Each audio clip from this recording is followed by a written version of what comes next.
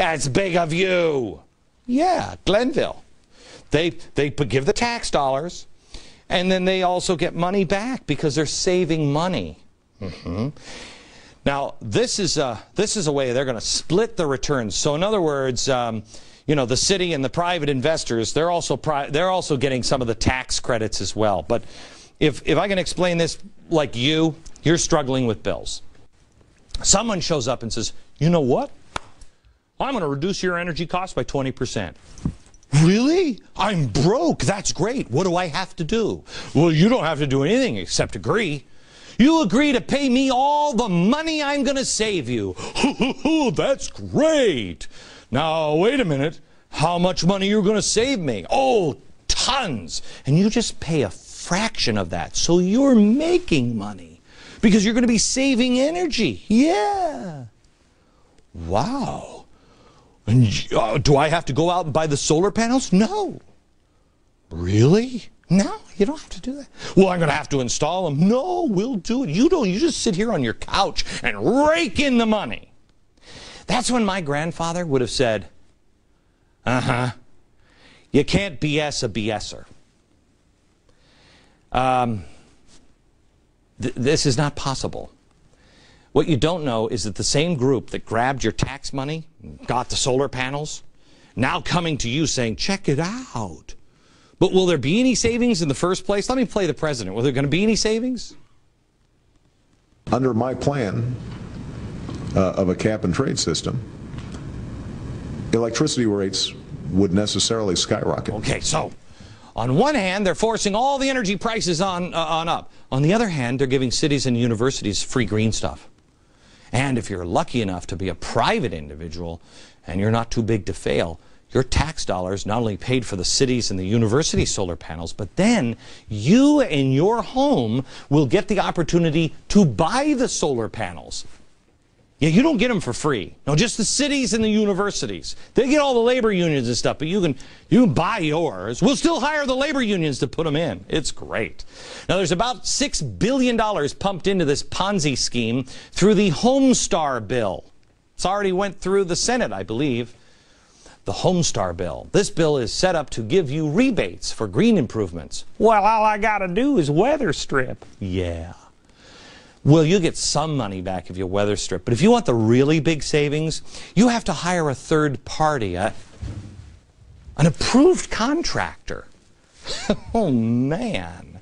One of these guys, they'll help you do it with the help of the Shore Bank.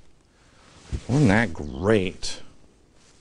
Well, I'm sure those private contractors will have nothing to do with any of these people or labor unions. Nothing. It'll all be on the up and up. We'll show you some more of this scam. And it's coming. It's coming. Crime Inc.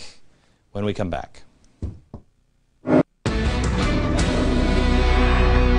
We're talking about Shore Bank and this scheme, this Ponzi scheme that we found over the weekend. And I brought David Buckner in because he's an adjunct professor at Columbia University, president of Bottom Line Training and Consulting, and can help make sense of this. Walk us through this so I can understand. This is kind of a fabricated private equity placement. Okay. You bring in investors, you have the government, you have the city. They all funnel money into it. Okay. Okay. In the end, though, all of the criteria for the fund set by the government.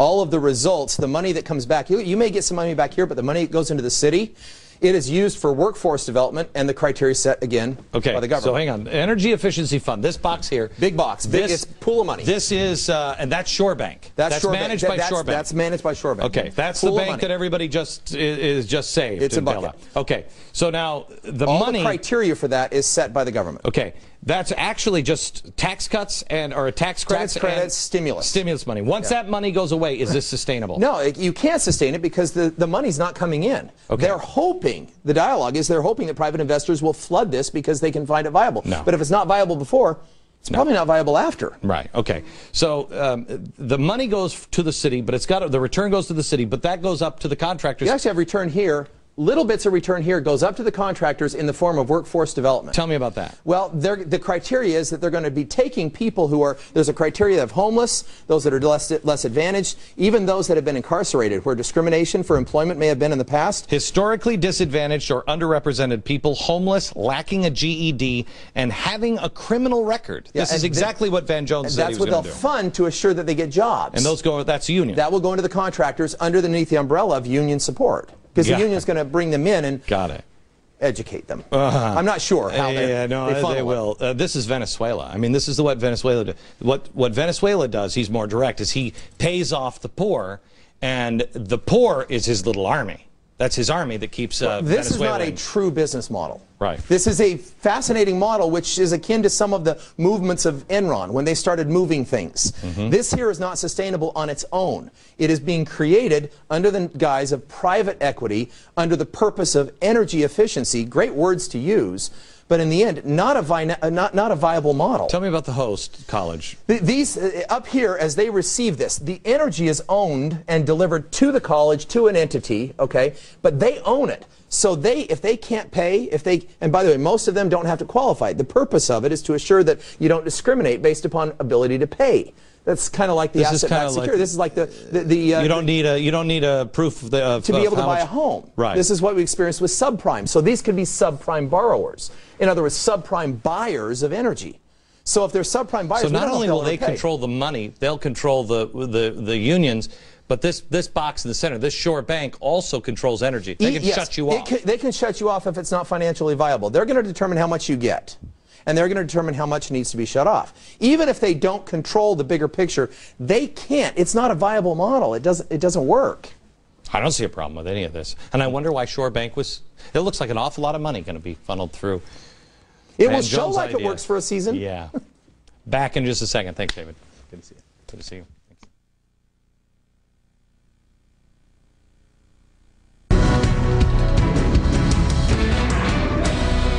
Saturday morning, I had to speak to a group of people in Washington, D.C., and then I went to the Lincoln Memorial, the site where our Restoring Honor rally will be on August 28th.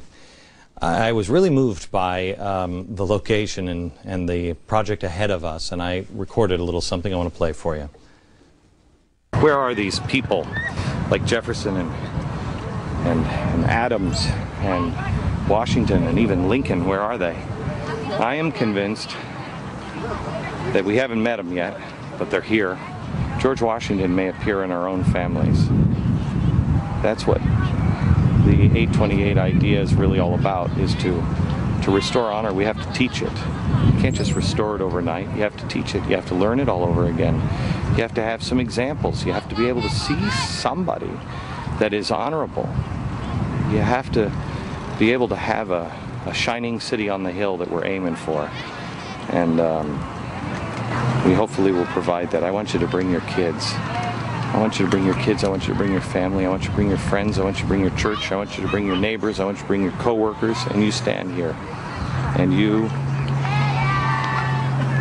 look at the examples that we're going to hold up for you. You show those people to your children. You teach these values to your children. At the end, you lean down and whisper into your son's ear or your daughter's ear, and you hold them tight and say, you can be the next George Washington. We used to say, you could be president of the United States today. Well, anybody can be president. Who wants to be president? Better yet, let's start telling our children, you can be George Washington. You could be Abraham Lincoln. You could be Thomas Jefferson. Make that pledge with us on 828.